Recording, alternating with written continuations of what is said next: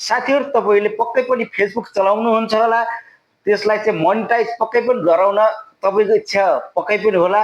त्यसमा चाहिँ हामीले मोनेटाइज गर्न र फलोअर्स कसरी बढाउन सकिन्छ भन्ने कुरा चाहिँ मैले यो भिडियोमा राख्न चाहेको छु।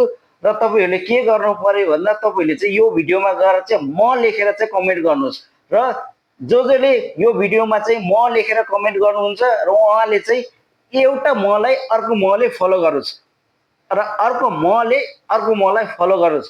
त्यसपछि अटोमेटिक तपाईहरुको फलोअर्स बढ्नेछ र मलाई पनि फलो गर्नुहोस्। फलो नगर्नु भएको साथीहरुले मलाई फलो गर्नुहोस् र फलो गर्नु भएको छ भने पनि तपाईलाई धेरै धेरै धन्यवाद।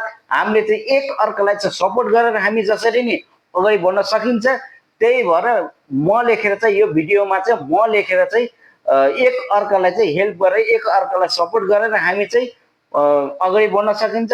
पक्कै पनि सोच्नुस् कि तपाईले जसले म लेख्नुहुन्छ तपाईको दिमागमा यदि कुरा याद होस् कि उहाँ फेसबुकमा चाहिँ एकदम एक्टिभ हुनुहुन्छ, उहाँले चाहिँ फलो बढाउन चाहनुहुन्छ, त्यही भएर उहाँले पक्कै पनि म लेख्नु भएको उहाँहरुलाई तपाईले चाहिँ फलो गर्नुभयो भने पक्कै पनि उहाँले चाहिँ फलो ब्याक दिनुहुन्छ। त्यही भएर तपाईले चाहिँ उहाँहरुलाई फलो गर्नु होला प्लिज है त। यसरी नै हामी चाहिँ एउटा फेसबुकको ग्रुप बनेर हामीले यसरी फेसबुकलाई चाहिँ फ्यामिली बनाएर हामीले चाहिँ अवश्य अगाडि बढ्न सकिन्छ र यस्तै यस्तै भिडियोहरु चाहिँ म ल्याउने छु र तपाईहरु त त्यो भिडियोमा जोडिनु होला, कमेन्टमा सबभन्दा नि तपाईले चाहिँ कमेन्टमा जोडिनु होला। हामी एउटा फ्यामिली बनाऊँ, त्यसमा चाहिँ कमेन्ट अनुसार चाहिँ हामीले आफ्नो फलोअर्सलाई चाहिँ अगाडि बढाउन सकिन्छ।